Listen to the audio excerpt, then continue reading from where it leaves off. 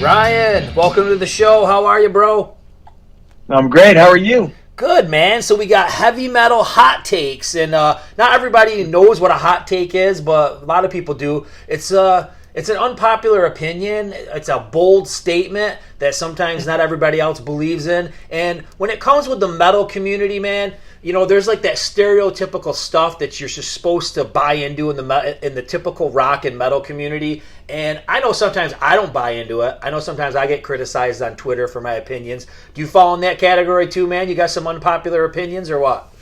Yeah, totally. Again, credit to you that this genre provides endless topics. This is one that you came up with, and I said, oh, this is perfect. So, but I am very guilty of this. There's a lot of things that I believe that I would say the odds are stacked way against me if you're betting in Vegas on this one. So I had a lot to say here. I got unpopular rock opinions in no particular order because, you know, how could you go from number 15 to 1? So, yeah, I just kind of got them scrambled in there. Yeah, definitely. Before we jump in, some sad news tonight. Jack Russell had just passed away, and, you know, it sucks, man. I think we everybody's known that his health has kind of been failing over the years, so it's not like a super shock, but it's super sad. You know what I mean? Yeah. And just a great talent, and he leaves behind like a great legacy of music. So, R.I.P. Jack. Oh, yeah. Yeah, absolutely. Good guy, good singer, good stage presence. It's really sad to see him go. Yep, definitely. Well, let's get back into a lighter mood, because I think these are going to be kind of fun. And we're going to laugh a little bit, and maybe we could even throw some shit at each other about some of these opinions. But I think in a lot of ways, I know there's a few of my opinions that you're totally down with, and probably vice versa. So, yeah, I think we might match some up, and if that's the case, I'll tell you right now, I'll just scoot whatever I had in that order and just tail right into yours, because there might be a few I thought, you know what? Can't leave these out, but he might have them, but we'll see. All right. Well, I can't wait. Let's hear what it is, man. Hit me with your number 15. Okay. So I got the Monsters of Rock 1988 package, okay? So for years and years, I read that this was a failure. And I think people were talking about it being a failure financially. And I don't understand how, because you had monster bands out there playing to a football stadium, but people kind of bagged on this, and I think it's because, okay, maybe it was some kind of financial failure. Maybe tickets weren't exactly what they thought they'd be. Maybe they thought that the European Monsters of Rock was the end-all, be-all, and how dare the Americans do it. But let's talk about just the bands alone. You got the new guys, Kingdom Come. This pretty much catapulted that album to platinum. You had the other new guys, Metallica, which is crazy because they kind of stole the show. You had Dokken, you had the Scorps, and you had Van Halen. Okay, so huge bands. Mm-hmm. They put on a fantastic show. I love watching the old live footage. But for some reason, people bagged on this. I couldn't think of many more awesome package deals. And maybe, like I said, it's a financial thing. But, dude, this was quite the heavy-hitting show. I know Dokken, this is kind of their demise here, but anyway, what do you got to say about this? Yeah, so what your point you're trying to make is that everybody today says this tour was a flop, but in your mind, it's epic. Is that what you're... Yeah, okay, dude. God, yeah. All right, I'll make sure I'm following where you're going. You know, yeah, I mean, from the outside looking in, it seems like a great tour, and when it's hard to compare it to the Monsters of Rock of Europe, because that tends to be limited shows. You know, they take that in maybe one country and then another country, so it's really limited. This was an actual tour that they tried to pull off in the United States. I got no problems with it. I didn't see it, but from what I watch on YouTube, it seems cool, and so I'm with you. I think it's an epic tour, and money be damned.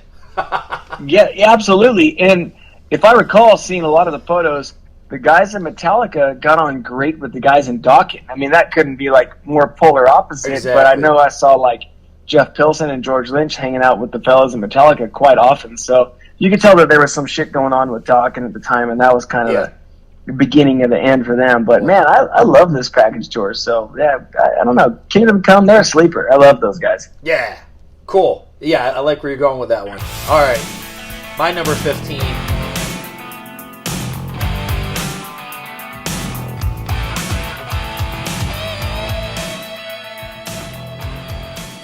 Savage Amusement is the Scorpions' best album. All right, that's a hill that you know a lot of people will die alone on. You know what I mean? Because let's talk about what the typical metal community thinks. Right, the typical metal community is like hovering around Love Drive and Love at First Sting, or they like that classic vintage Scorpions, the stuff that I just have zero tolerance for, like Virgin Killer and all that stuff. Like I can't get into that stuff. So I stand by it, man. We've talked about this album before, so this isn't like something we've never talked about. A lot of times we think we're people listening with their eyes, right? They look at like the colors of the album cover with like the pink and the blues and all that stuff. Yeah. And their outfits had kind of updated to look a little bit more glammier or a little bit, try to fit in with the times more than they ever had before. But when you go through the songs, man, Don't Stop at the Top, Walking on the Edge, Media Overkill, I mean, it's just, and that's just a fraction of them. Believe in Love. It's just a great album. And I feel like it's one of the last classic Scorpion albums. And song for song, I'd take it over a lot of the old albums. Now, I like the old albums. I like Animal Magnetism and Blackout as much as the next guy. But to me, with the upgrade of production, the sensibility of like pop metal and all that kind of stuff, I say it's their best album. Does the metal community agree? I don't think so. Well, that's my take. Dude, okay. This is my number 15. If we are ranking these, this is the final one that I wrote down. So I didn't take it as far as just saying it's their best album, but I took it as Savage Amusement is an epic album. I love it, and I do not appreciate the haters of this album. So yeah. I will dovetail making this my number 14 right into this and saying, okay. Epic, love it. 88 was great to them. Don't Stop at the Top. Passion Rules the Game. Love on the Run, and then Believe in Love. Like, how can you deny any of these songs? The only song that I was thinking that, like, maybe I wouldn't include is Rhythm of Love. But you know what? It's because I've heard it so many times. It's on all the best ofs. Yeah. But I go, dude, no. That's a great song. Why would I ever exclude any of these songs? So I'm right there with you. Like I said, I think Face the Heat, Love at First Sting, Blackout still probably are above this for me, but I love this album. I don't care that they were a little bit more neon. Their performance live, and I almost dovetailed this right into my 88 Monsters of Rock thing. I love their performance because they were really hitting their stride in terms of the professionalism. They were knowing their instruments so well. They were a seasoned act. And I thought they fit in really well in 88 with this whole package tour and this album. So it's a bummer they took so long to record it, but it's like the Def Leppard thing, you know? It's like it kind of paid off. This is a great album. Yeah. It didn't sell as well as it should have, I think. But I think more people go to it. So, yeah, that's perfect. I'm so glad you put this on there. Yeah. Well, you know, like I said, these are unpopular opinions, and we're all passionate about these, and I stand by that opinion forever. That's the best album for me. It's for me. Nice, dude. I love it. All right. All right. My number 14. Such a disgrace. We're the generation swine. A rat race from outer space. This is another shocker, not a shocker because I talk about it all the time. Generation Swine is a good album, right? Not many people will join me on that one because this is universally hated by the band and universally hated, or at least by some of the band members, and universally hated by the fans because we get Vince Neil back and they just didn't create that classic album that they probably needed to make with that whole reunion vibe and everything. But I get it. There are some songs I don't like. There are some songs I get it where, like, one song it sounds like they're trying to be Stone Temple Pilots, and the next song they're trying to be Marilyn Manson, and the next song they're trying to do this. But there's some good rockers on here, man. Generation Swine is a good rocker.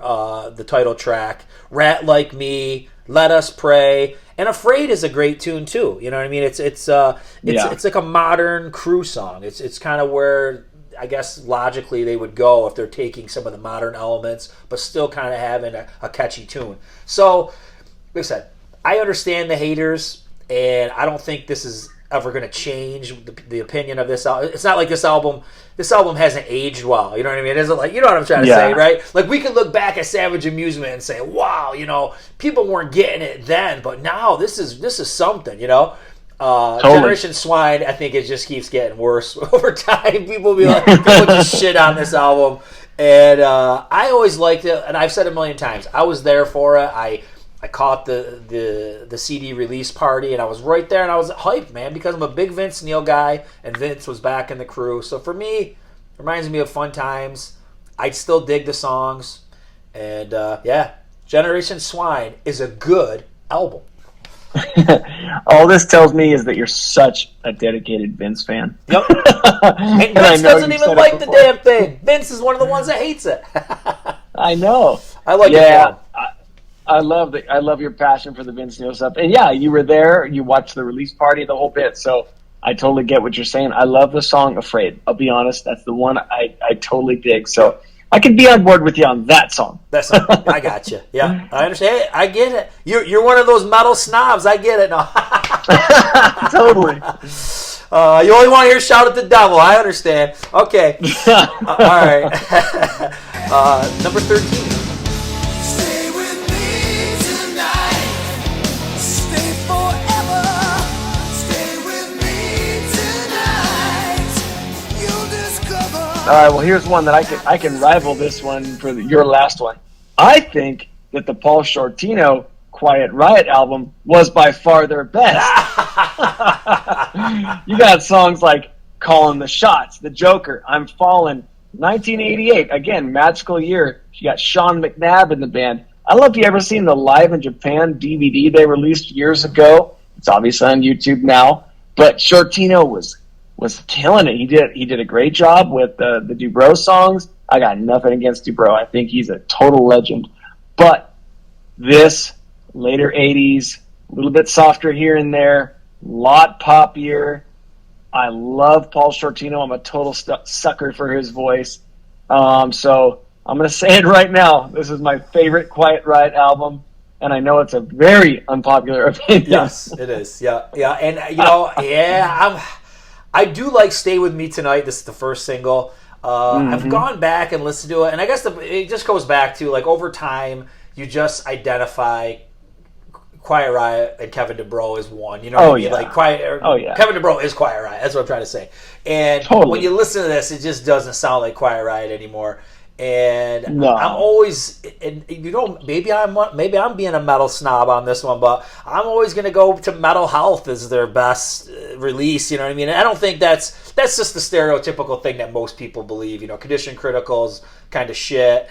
QR3's got a couple cool songs, but it's not a good overall album. So this was probably a rebound after a couple, duds. But I mean, I can't join you on that one, but I respect you.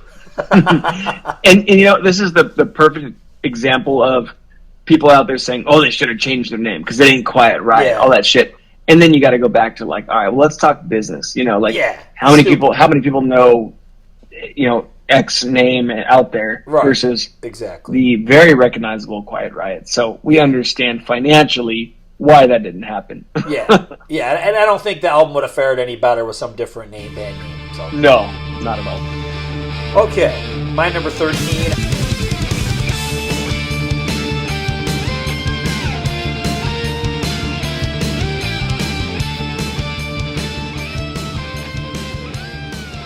I've preached this numerous times, but I just want to say it as my hot take, is that Slip of the Tongue is better than the self-titled 87 album. Okay, I've said it. It's bold. It's heavier. You got Steve Vai, and I mean, that's just amazing in itself. I mean, what a great run of songs. Now You're Gone, Fool for Your Lovin', Sailing Ships, Judgment Day, Slip of the Tongue, the title track. You got your rhythm section. You got Rudy Sarzo and Tommy Aldridge from the previous live band, and I just like it better, man. I love what Steve Vai does when he's reeled in, and Coverdale's on the top of his game. And I think song for song, I just would prefer to listen to this album. So I've said it. Not many people agree with me. Most people love the 87 album, and the sales don't lie. But I'm always going to pick Slip of the Tongue over 87. So.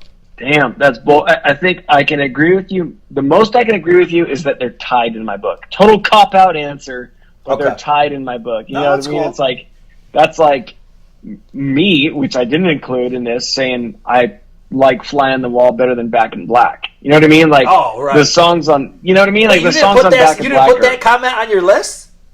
I made it as a joke honorable because I didn't want to be that. You didn't want somebody to come find you and kill you? That's too much. But I'll tell you, like, I'm right there with you, dude. Like, it's so hard for me to deny Children of the Night and Still the Night and, you know, Bad Boys, all that shit. Yeah. But, dude, like, I go to Slip of the Tongue more these days than I ever have. So I'm gonna cop out again and say I tie you on this one. It's not as played out. I think that's the key. You know what I mean? It's just not as played out as some like Here I Go Again. I mean, it's just nobody wants to hear that ever again. You know what I mean? So totally. All right. What do you got for number 12?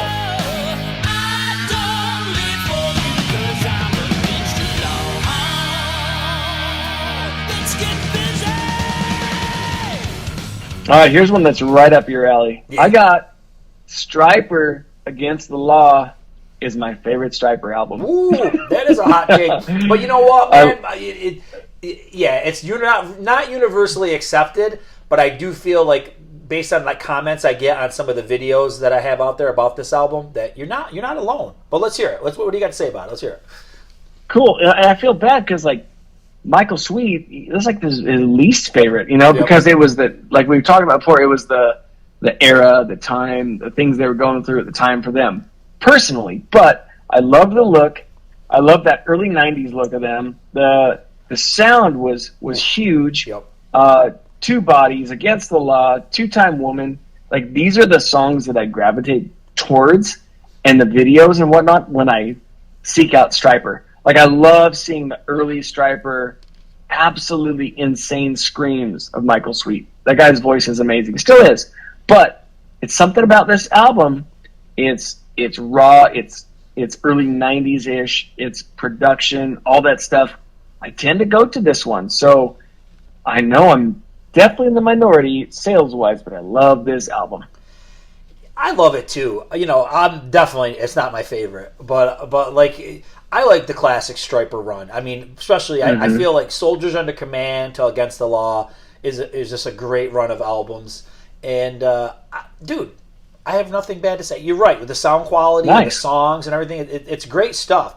Do I prefer the Christian stuff and the yellow and the black and just the classic stuff? Yes, because that's really where, when I got into them. I got into them to hell with the devil. So I prefer that kind of a vibe, but I thought it was cool that they were trying something different. I get it. I mean, you know, they took a chance, and their roots, let's face it, their roots are just straight up heavy metal, like Ozzy and Priest and Kiss and stuff like that. You know, when they did that covers album, it kind of shows what they're into. So they were just kind of showing another side of themselves. Nothing wrong with that, but, you know, it's just like with any band that tries to do something different. The fans ain't buying usually. Not your hardcore fans, and then you have to switch back to what you were doing before. So, yeah, but I respect your opinion on that one. Nice. Cool.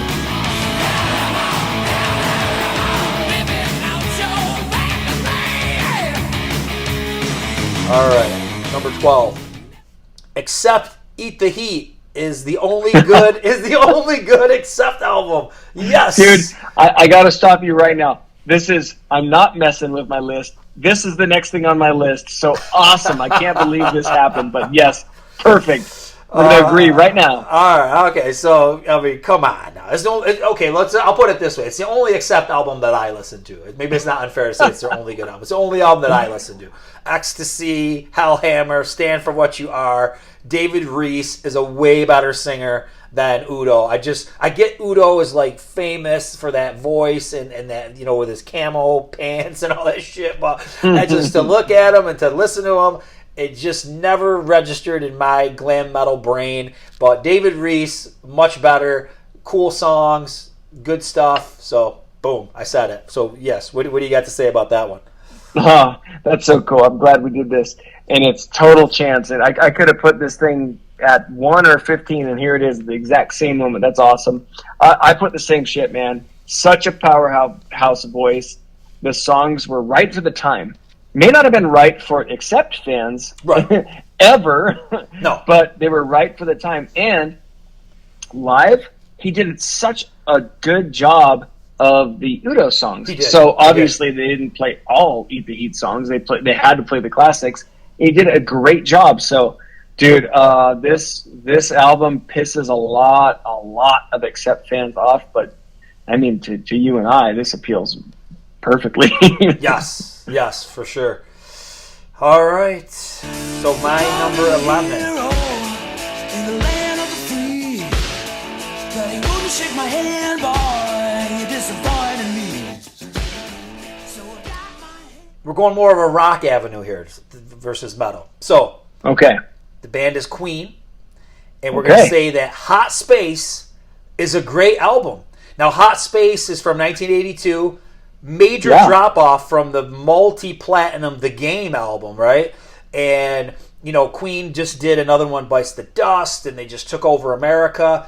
And, of course, they want to do a little bit more of that dancey stuff because they had a real big hit.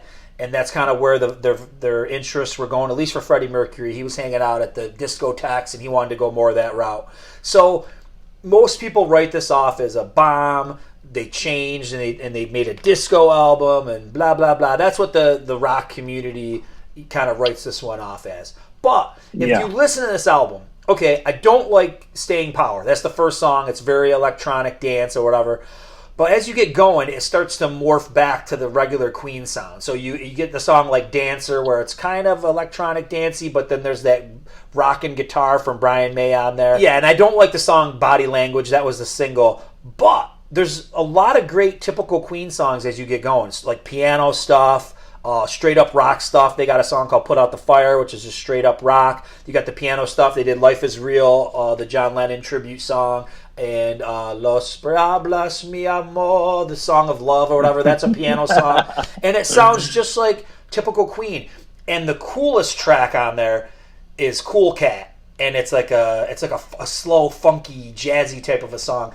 And if you look at all the Queen albums, Queen never stuck to one style on one album anyways. Look at Night at the Opera and Bohemian Rhapsody. Look at Bohemian Rhapsody as itself. It starts off ballady, and then there's all the orchestra and the choir, and then you get into straight up metal at the end. So that's Queen, man. They go all over the board. So for them to do an album that has dancey stuff, rock stuff, piano stuff, it's not really that far out. So if you haven't listened to this album in a while, go back, check out Hot Space, because I really dig it. And I think it's I don't think it's a good album. I think it's a great album. So That's cool, because in our early 80s episode, you featured this, you talked about it, and I went back and listened to it, and it's got a little of everything, like you said. So you can't deny any Queen at all. It's just due to the talent, and I liked it a lot. So, it's a little bit lighter, if you will, than the typical metal shit. But it's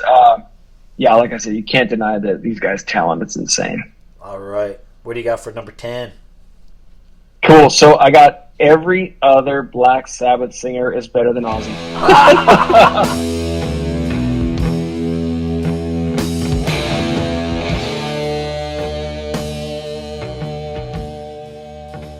I cannot agree with you on this one, but let's hear it. Let's hear it. Dio, maybe. Dio, yes, but I don't know about the other ones. But let's hear it.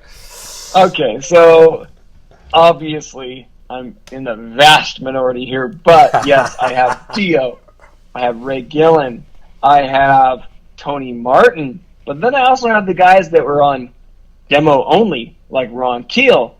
And Gabe Donato of White Tiger fame, who's killer, by the way. And, okay, so 80s Sabbath is obviously going to appeal to me more than 70s stuff. That's just a style thing, so I can't knock Ozzy there.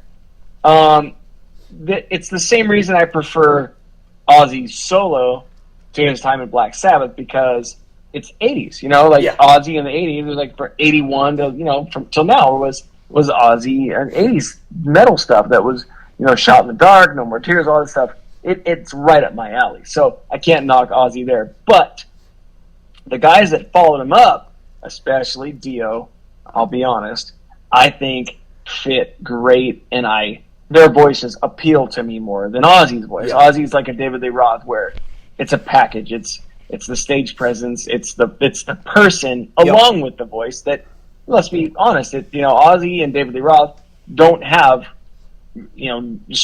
immensely talented, rangy voices. But it's the persona that hooks it up. So anyway, that's probably why. But, Ozzy's growing on me over time, but I still don't love his voice. But I love Dio. I love Keel. I love Gillan. I love Donato. All these guys. I love the Tony Martin album. Like, I know nobody else cares, and they probably shouldn't have called it Black Sabbath for, this is one of those where they probably shouldn't.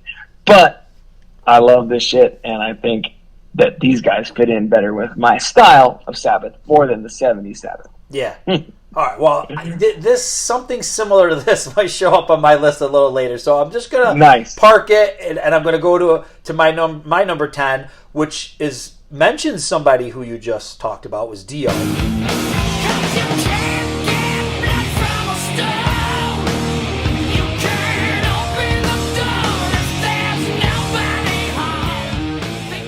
And I'm gonna go out on a limb with a serious hot take and say that Strange Highways is Dio's best album. Ooh, nice. And, okay, kind of what you're saying. You weren't there for the 70s Sabbath, right? I wasn't either. I wasn't really there for the early 80s Dio. You know what I mean? I've listened to Holy Diver and Last in Line and a lot of those albums, and they're cool, they're good, but I wasn't there. And I think the metal snob community just holds those two albums in like super high regard. That's the only good albums, that he's got, or they're his best albums, whatever. And I came in later. Like, I came in around Sacred Heart and Dream Evil. And by the time Strange Highways came out, I was like, this is what I'm looking for, because grunge was in full effect and the times were changing. But Dio really hadn't changed all that much. All he did was really darken up and get a little bit heavier. And it worked, you know what I mean? And Tracy G really complimented it with those big riffs, and that oddball guitar playing. And you and I, we've talked about these songs before, like Blood from a Stone, One Foot in the Grave, Bring Down the Rain. I mean, those are like my favorite Dio songs. And I just love that early 90s metal when the people were like, they were staying true, but they were just getting a little harder, like Kiss Revenge. And we always talk about these kind of albums, Scorpions with Face the Heat and all that kind of stuff. They just kind of cranked up the edge a little bit. And so I'm going to go, it's my favorite. It's my go-to Dio album. Do I love other Dio albums? Of course, but this one's my favorite. And I'm going to say it is in the form of a bold statement to say that it's his best. So nice. I can't completely disagree. When you kind of told me about Blood from Stone, because, I was the typical Dio guy that kind of stopped around this album, but I was really stopping. Like, I loved Lock Up the Wolves, and then I almost ignored this for a while. I had it and I listened to it, but I didn't really master it. And then when you hit me with Blood from Stone, I was okay. I'm gonna check it out again, and I was like, dude, like, this is heavy, good shit from Dio, kind of where he needs to be. Yeah. So, I can't disagree. I love your opinion on this one. Cool. All right, man. Hey, all right. I knew we were going to see eye to eye on a lot of this stuff. All right. That's right. Number 9. So, okay, this is one where you will not see eye to eye whatsoever with this one.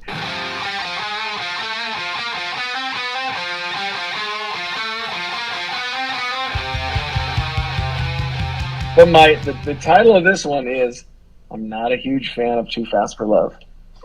Okay, not a big fan of Too Fast for Love. Okay, all right. Yeah, now you're cutting me deep, Shrek. You're cutting me deep. So Livewire, amazing. Piece of Reaction, great. The song, the chorus of Too Fast for Love, great. The rest of it is too early for me in the Mötley Love. Yeah. Because I would probably put the Heyday albums, I would probably put this one last. And it's only because to me, they really started hitting their stride from 83 on. And I understand the basis of this album, the fact that they had to build their foundation here. They were raw, they were different, they were punky, they were all the stuff. Live, they look cool. On record, I go to this one almost never, except for like, you know, a few of the hits. Yeah. But I don't know what it is. It's a little too punky and poppy and weird for me at this point in my life. Like I said before, at one point I was obsessed with this album and I listened to it. I mastered it as much as all the others, but at this point it's probably number 5 of the huge heyday albums in my ranking. So yeah, that's as bold as Generation Swine being a good album. It probably really more is. bold. It really is. And I love this album. I probably put it as my favorite, but I understand where you're coming from because this is an oddball album, and it's a sound that never gets replicated throughout their whole career. Maybe even there's times where they've tried to replicate it and they just can't do it because there's just some oddball elements there. And you're right, they really haven't developed probably what is the true Mötley Crüe sound. You know what I mean? There's just, like I said, it's punky and it's poppy and it's, I don't know what the hell it is, but like, it's good, man. Especially like Starry Eyes. I love that song. that's gold. So there's just a lot of cool stuff on there. Piece of Your Action. What's wrong with you? All right. This is a hot take. You're pissing me off.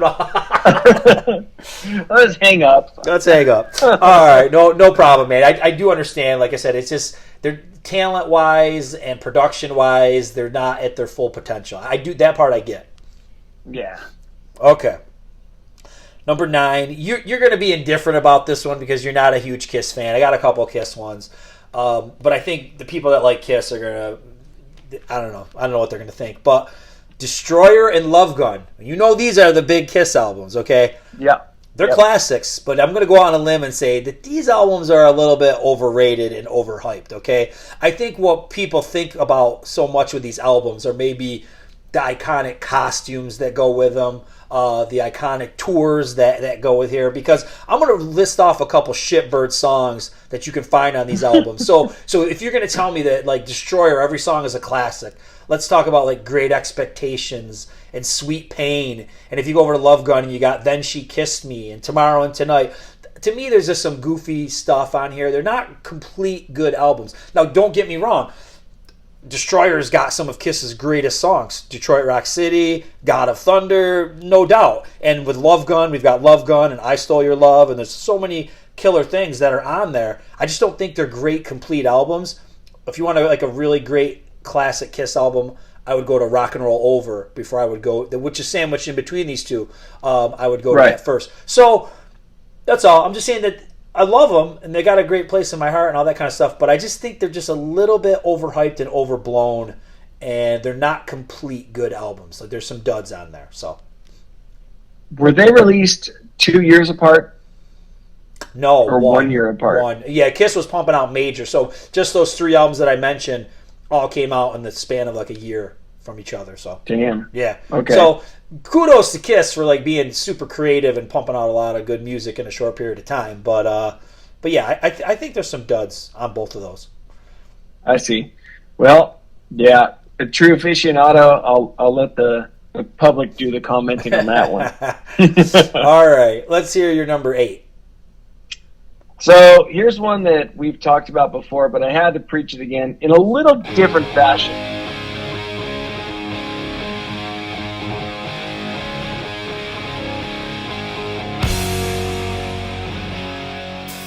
But I still want to preach Britney Fox over Cinderella. And it's easy for me to say, but I gotta say, like, the 3 albums by Britney Fox are simply much more consistent than the 3 from Cinderella. And especially number 3 against number 3. You couldn't be on more separate paths short of Cinderella going full pop or country or bluegrass or any other direction. Like, these two bands took the fork in the road and went like total opposite directions. So to me, Britney Fox is hands down over Cinderella, especially because album number 3. You could almost argue that the middle number twos are pretty much hand in hand, because there's choice songs on both albums that I love and I don't care for, whatever, but even Poison Heat I favor over Long Cold Winter. So, yeah, in my opinion, and we've said it before, huge Britney guy, very huge Night Songs guy, starting to taper on Long Cold Winter and really like nothing on the Heartbreak Station. So, anyway, that's my Britney versus Cinderella deal there. Well, strangely enough, my 8, I have no comments and all that written down. I just have Britney Fox better than Cinderella. That's all I've got. So nice, dude. I knew it. Yeah. I'm with you. And you know, what can I say? You're right. The third album of Britney definitely smokes. The third album of Cinderella, Night Songs is super strong and it's really good. But I think at the end of the day, I just find Britney Fox more fun. I find them just more interesting for whatever reason. I dig Dizzy Dean, even though like he's kind of a douchebag, basically is what everybody comes out and says. But I still like his music and his voice and stuff. And I think the main thing with Britney Fox and with like Michael Kelly Smith, you could tell he wears his Kiss influences on his sleeve, and I'm a big Kiss fan. And Dizzy Dean the same way. A lot of comparisons to Paul Stanley with the vocals and even the look. So I think that's probably what draws me into Britney Fox a little bit more, the Kiss references. But yeah, no, I'm with you, man. I'm not even going to get too deep on it. I'm going to just like mic drop, you know? Britney Fox better than Cinderella. Done. Totally. Well, at least we didn't say like Black Eyed Susan is better than Cinderella. So. Yeah, I never could get into that album. You know, I like just the one song. The single was good, but like the rest of it was just like cheap Black Crows or something like that. Yeah, couldn't get into it. Totally. All right, what do you got for 7? So here's where I got another one that's going to piss people off is I prefer Widowmaker 1,000 times over Twisted Sister. Yeah. And lately I've been trying because Twisted Sister has some of those deep album tracks that I really love. And I've said it before, I love Love Is for Suckers, but it's as 80s as Twisted Sister got in terms of being a melodic, poppy-ish hard rock band. So the early Twisted Sister just never really clicked with me. Obviously, everybody knows the hits.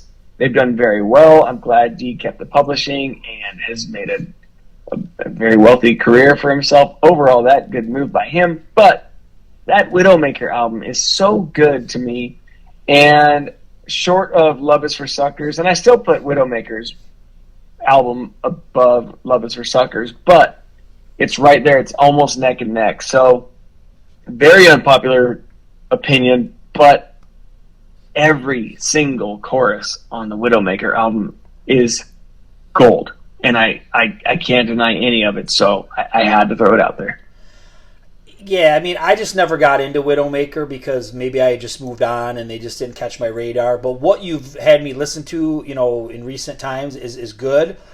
I like Cinderella. Wait a minute, what? I like Twisted Sister. Well, I'm gonna be honest. They're a band that I just don't listen to very much. You know what I mean? I dig like there's like 3 songs I really like on Love Is for Suckers, and I really like the song Come Out and Play, but then I don't like any other song on that album. And the only album that I really probably have much tolerance for is Stay Hungry, which is the stereotypical metal snob album for Twisted Sister. So, but I know what you're saying. I'm just not a huge Twisted Sister guy. I do appreciate them, but like what you're saying, you liked when they did that 80s style, and I like it too. I always compared the rest of it as like it's like caveman rock. You know what I mean? Like that's what they like. You know what I'm trying to say? They weren't really like, you didn't have a ton of pop sensibility until you got to like Love Is for Suckers or pop metal. You know what I mean? They weren't thinking that way. You know, they were just doing their, you know, and it was catchy and anthemic and stuff, but they didn't really delve too deep into the pop metal. So. Yeah, totally. All right, number 7. I always preach this album.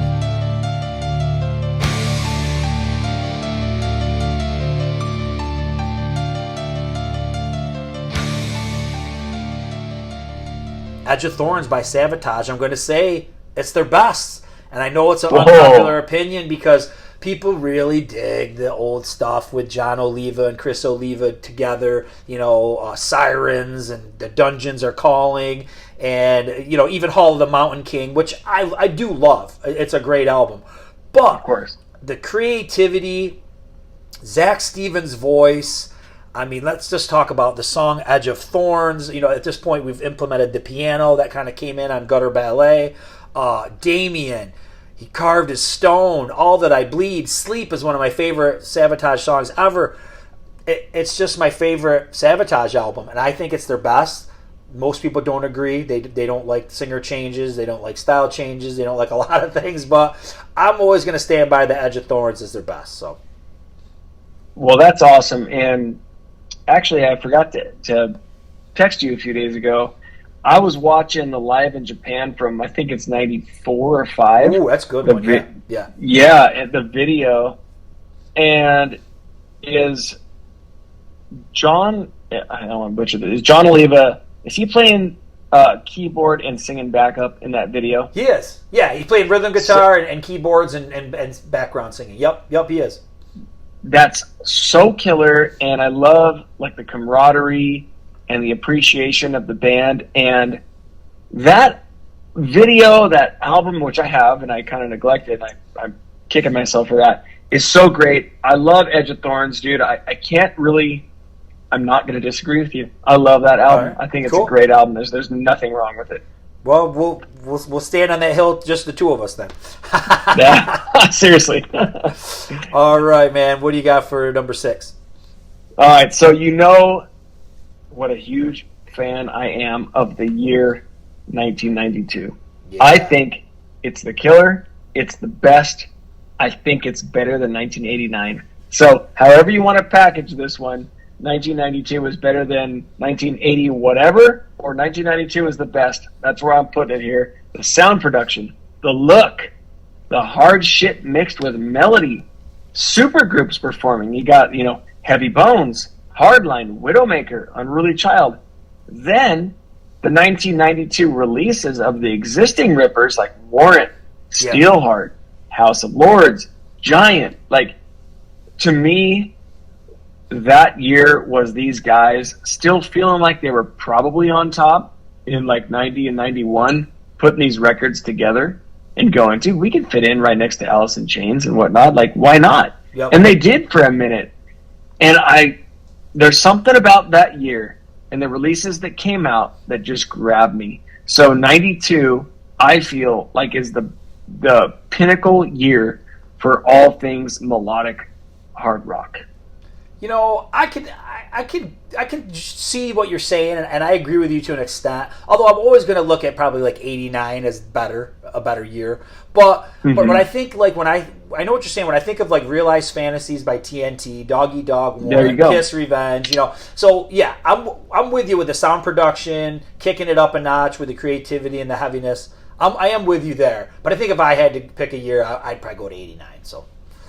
I know. It's hard to knock it. Yeah, I was there. Yeah, I was really in the mix with 89, and it was such a booming year of new releases and stuff. Yeah, it was just a great one. But okay. All right. I'm not going to get too deep on this one. I've said this a million times, so it's not like it's anything that's never come out of my mouth. But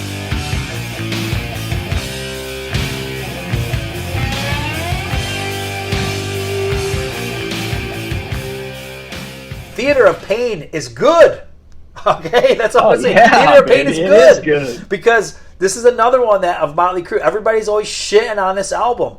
The band hates it. Nikki's like, it was just a bunch of crap. I was strung out. Vince is like, the only good song is Home Sweet Home and Smoking in the Boys' Room. You know what I mean? Like, nobody says anything good about Theater of Pain. Well, I'm going to be that guy that says it's a good album. So a lot of the fans and the band can be damned. I say it's good.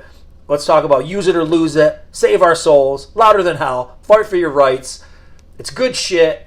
And Home Sweet Home, I don't even care. Like we've said before, it's the power ballad that broke through and made power ballads a thing. So, all hail Theater of Pain. That's what I say.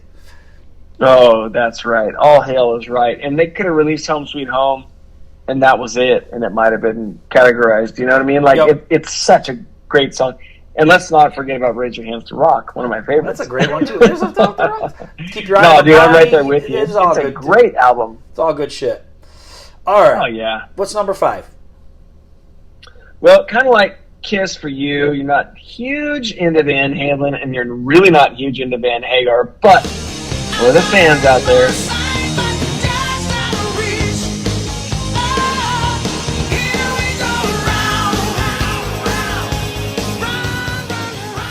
I'm going to say For Unlawful Carnal Knowledge is the best Van Halen record out of all of them. Wow. So you got Pound Cake, Run Around, Dream Is Over. Right now, I think they were peaking. I thought it was cool. They're coming off of OU812, which didn't do that great. Killer Tour. And then if you ever read Sammy's book, which of course I have, his antics on this tour were that of like a 70s tour. Like he was divorcing from his wife, and I think he was probably nearing up on 40 years old at this point, but he was acting like a young man, and he was having a gay old time on this tour. And I'll just say that the whole feel of this thing, it went for a few years there, a couple years, 91 and 93, where the live album came out. I think they had a really good time. But unfortunately, this is kind of the beginning of the end for Van Halen. Balance was a great album that followed it up, but things went south shortly after this. So, anyway, I love this album. I'm super glad they came out with it when they did, and they remained on top. I will say that the songs on here are probably the only Van Hagar songs that I like. But yeah, I mean, no, dude, I can't agree with you. I'm gonna be a metal snob and say the first Van Halen album, but like the thing that everybody says. I know, but it's hard, dude. It's tough to really rank these guys for me. They're like AC/DC for me. It's very tough. Okay, number 5. I know you're gonna agree with me, but I know that the typical metal community does not. Guns N' Roses, this overrated, man. I've had enough, right? Their catalog of music is pathetic compared to legends like Kiss and AC/DC and Queen. I mean, Appetite for Destruction, I won't deny, is a great album. Use Your Illusion, 2 albums worth of that stuff, I don't think so. Probably would be better as one album. And then after that, I mean, what do you got? You got like EPs and live and that garbage Chinese Democracy album and stuff. So there's really nothing there. I find Axl kind of annoying. And I just think that like bands like LA Guns, Warrant, Skid Row, you name it, I'd take them over GNR any day, every day. So, but they're held in high regard in the metal community. They play stadiums. You know, it is what it is, but not for me. Well, this was my second to last. I put something very similar. LA Guns over GNR. Yeah. All day. All day. So I'll talk about it now. And again, this may be the 1 million to 1 if we're playing the odds game on this one, but it's our opinion. So I said the same shit. Guns N' Roses has one massive album and then one massive double album that frankly kind of let people down because it was a double album. Yep. I know that the build-up was immense, but whatever. At least LA Guns had like 2 or 2.5, however you want to look at it, like heyday rippers. Like the self-titled and Cocked and Loaded are amazing. And those albums came out in the heyday. They were consistent. They got better and better. Hollywood Vampires is not everyone's cup of tea, but it's good. That's good. But all their new shit, like there's a million LA Guns albums out there that you could go into and check out, and you're like, Jesus, this is from the 2000s? Like from 2000 on to 2024? Like there's a million good albums out there that you could be like, holy moly, like there's material that I ignored because I only listened to Rip and a Tear or whatever, you know what I mean? Yep. Like so the consistency is there. I know I'm in the minority as well. I favor almost everybody over Guns N' Roses. I'm with you, brother. I'm with you. All right, so my number 4.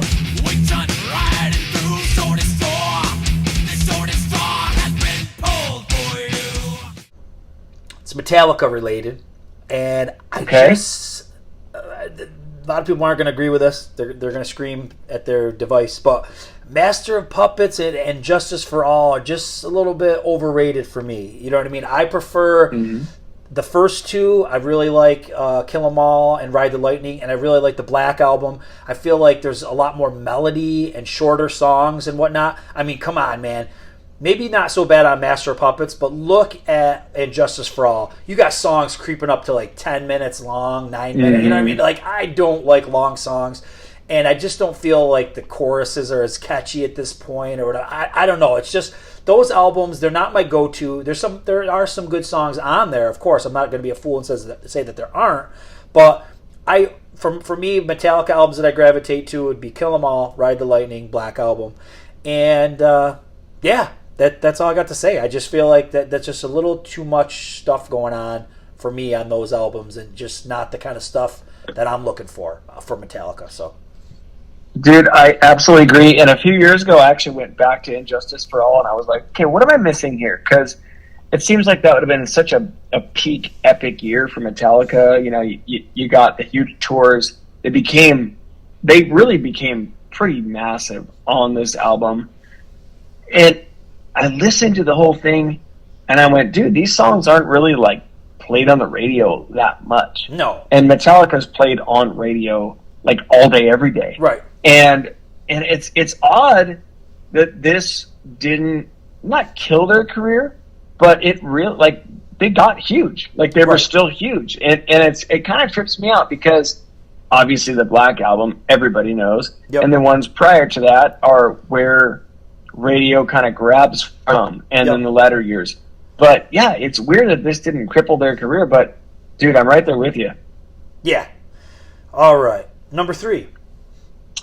So here's what I got. Dog Eat Dog being the best Warrant album. And I'm sorry, after all these years, it was between Dirty Rotten and this, and this wins. This, to me, is the perfect blend of hard melodic of the time. And like I was saying with 92, dude, these guys embraced 92. They embraced the fact that things were changing.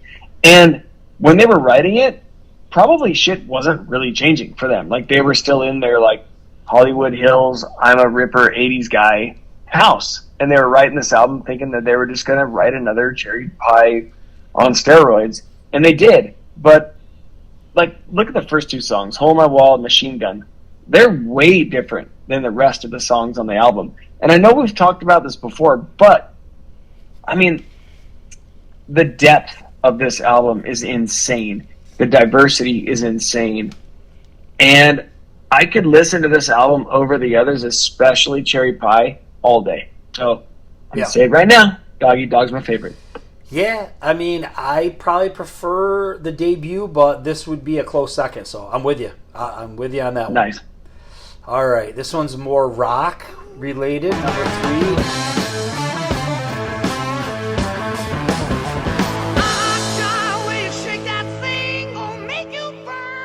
As I'm going to say, is Led Zeppelin is just overrated. All right, they're talented. As individual members, you know, the talent is insane between Jimmy Page, Robert Plant, John Paul Jones, John Bonham. I get it. Very classic, very influential, but they fall into that long song category. They don't really write a lot of catchy choruses. They're more of like a jam band, a riff band. You know, and if I was going to go to 70s bands that I would rather listen to, I would go to Kiss and Queen and Foreigner and Alice Cooper all day long because they're a little bit more of that straightforward pop sensibility in their music. Led Zeppelin didn't have that. And there's also some of that hippiness that kind of comes out. And yeah, I can take that or leave it. You know what I mean? So, yeah, I'm just not a big Led Zeppelin guy, but I think the metal community looks at Led Zeppelin in a high regard, just like they do Black Sabbath, but I'm just not there with them on that one. So.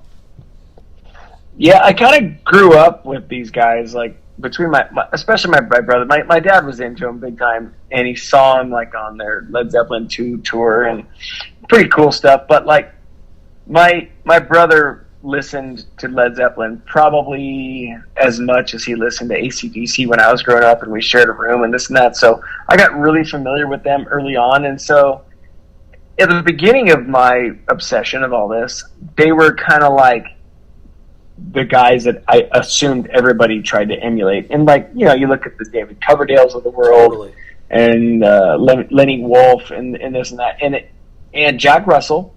They all kind of tried to be like him, and I mean, why not? He looked the part, he sounded the part, but I kind of favor Led Zeppelin still when I hear them on the radio, but I don't put them on voluntarily. Like, if they're on the radio, I'll listen and be like, cool, this reminds me of my old days. Like, this is great.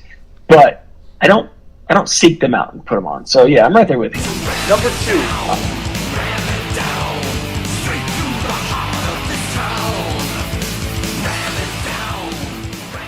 All right. Number 2. Okay. Number 2, I got Priest doing Turbo, Ram It Down, and Painkiller as their best albums. Okay? I'm with you on that. I'm with you on that. Yeah, I know, dude. We're right there.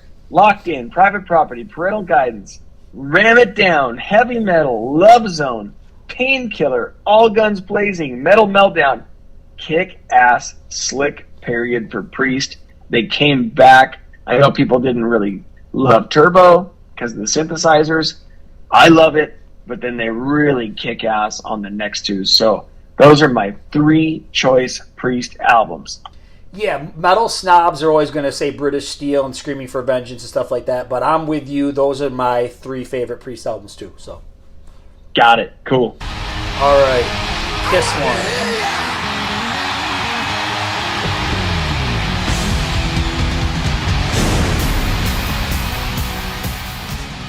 Kiss Alive 3 is the best alive. That is not the politically correct thing. Most people will say Alive 1 is the album you have to say is the best Kiss Alive. It's the one that broke them. It's got their classic, renditions on there. Alive 2, maybe people would be okay with that one, but they're not cool with you saying Alive 3 is the best. But it's the Revenge era. As you know, that's like one of the only eras you probably really like of Kiss. It's a cool era. Heavy renditions. The band is just on fire. Singer, Kulick, Paul and Gene are in top form. And they were just peaking at this point. They were a well-oiled machine, and this is a nice document of that. So I'm going to go Kiss Alive 3 is the best. Well, I have Curse. You got Heaven's on Fire and Lick It Up on there. So yeah, I got it. 80s stuff. It is a really good set list of music on there, no doubt. Of course. All right, man. I want to hear your number 1 hot take. Cool. Well, this one kind of is a number 1, and I just want to preach my brothers out there in Poison talking about C.C. DeVille does not suck at guitar, and Bret Michaels can sing. Okay, yes, so I'm with you. Check out. I know. Check out CC on the stadium tour doing Eruption. Good luck trying to play that song, and check out the Heyday Bret live stuff on YouTube doing like the Open Up and Say Ah tour. Okay, yeah. Bret absolutely ruled on that tour between his David Lee Roth on steroids, stage presence, and his vocal ability. I love Bret. I think he was great. I still think he's great. They're appreciative. They're wonderful. I love these guys, and CC can rip. He can. I say for anybody who doubts their talent, or at least their talent from back in the day, just listen to Flesh and Blood. Everybody's on top form on that album. All of them. There you go. All right. Number 1.